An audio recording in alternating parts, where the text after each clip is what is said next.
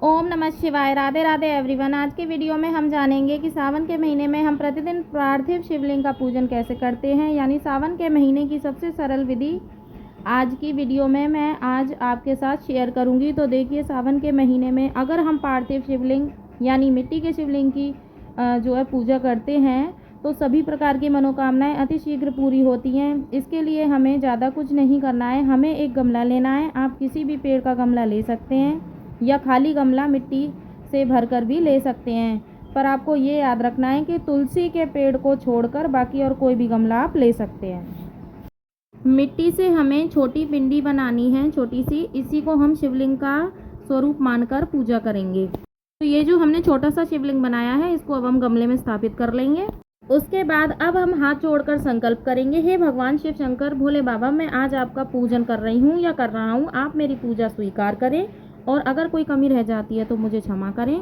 इस तरह से हम संकल्प करने के बाद फिर पूजा शुरू करेंगे। तो सबसे पहले हम जल चढ़ाएंगे, उसके बाद कच्चा दूध चढ़ाएंगे और फिर से हम जल चढ़ाएंगे। 3 बार हमें अभिषेक करना है और फिर हम देसी घी का या तिल के तेल का दीपक जला लेंगे।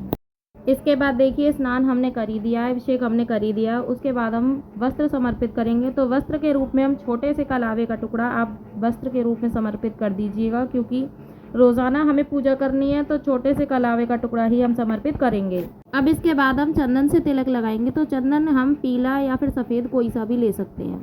अब हम तिलक के ऊपर अक्षत यानी कि चावल समर्पित करेंगे।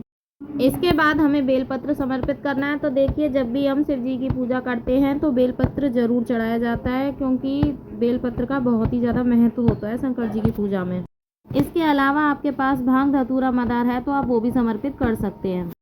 बेलपत्र जरूरी है, वो आप जरूर समर्पित कीजिएगा। इसके बाद हम फूल समर्पित करेंगे। अगर फूल ना मिले तो कोई बात नहीं है, बगैर फूल के भी पूजा कर सकते हैं। आप भोग समर्पित करेंगे। तो देखिए, रोजाना अगर आपके पास कोई चीज़ अवेलेबल ना हो तो आप चीनी का भोग भी समर्पित कर सकते हैं। अगर कोई फल है तो फल का भोग समर्पित कर दीजिएगा।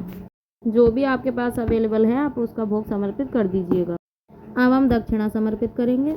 आप पूरा महीना शिवलिंग की पूजा करेंगे तो भी आपको दक्षिणा जरूर समर्पित करनी है, चाहे आप 1 रुपये की दक्षिणा समर्पित करें, पर लेकिन आपको दक्षिणा जरूर समर्पित करनी है। और पूरे महीने की दक्षिणा को इकट्ठा करके रख लेंगे और फिर जब उद्यापन करेंगे तो हम उसे दान कर देंगे।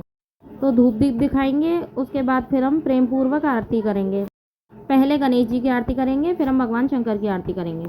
बहुत ही प्रेम पूर्वक आरती करने के बाद पूजा में रही कमियों के लिए हम हाथ जोड़कर क्षमा याचना करेंगे और अपनी मनोकामना पूर्ति के लिए भगवान से प्रार्थना करेंगे। इस तरह से हमारी जो पूजा है वो संपन्न हो जाएगी। पूजा के बाद आपने जो भी प्रसाद चढ़ाया है वो परिवार के सभी सदस्यों में बांट सकते हैं। और जो दक्षिणा आपने चढ़ाई है वो आप अगर सोमवार के सोमवार पूजा कर रहे हो तो आप सोमवार को ही दान कर दीजिए। अगर आप पूरे महीने अगर पूजा करोगे तो फिर आप अपने पास इकट्ठा करके रख लीजिए, फिर उसे आप बाद में दान कर दीजिएगा।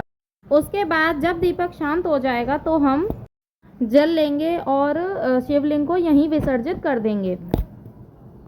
तो जैसे ही आपका दीपक शांत होगा तो उसी के बाद आपको शिवलिंग यहीं की यहीं विसर्जित कर देना है। इस तरह से हमारे शिवलिंग का विसर्जन भी हो जाएगा। अगले दिन हमें फिर से इसी गमले में यानी एक छोटी सी पिंडी बनाकर जैसे हमने आज पूजा करी है वैसे ही हम करेंगे। अगर आपको अगले दिन दूसरा बेलपत्र ना मिले तो यही वाला बेलपत्र आप धोकर यूज कर सकते हैं। तो इसी तरह से हम सावन के महीने में रोजाना शिव जी का पूजन करेंगे। भगवान शिव शंकर को भोलेनाथ कहा जाता है। वो इतने भोले हैं कि हमारे थोड़े से प्रयत्न से। तो इस वर्ष आप भी सावन के महीने में पार्थिव शिवलिंग का पूजन कीजिए, क्योंकि शास्त्रों के अनुसार पार्थिव शिवलिंग का पूजन करना सबसे ज़्यादा फलदायी माना जाता है।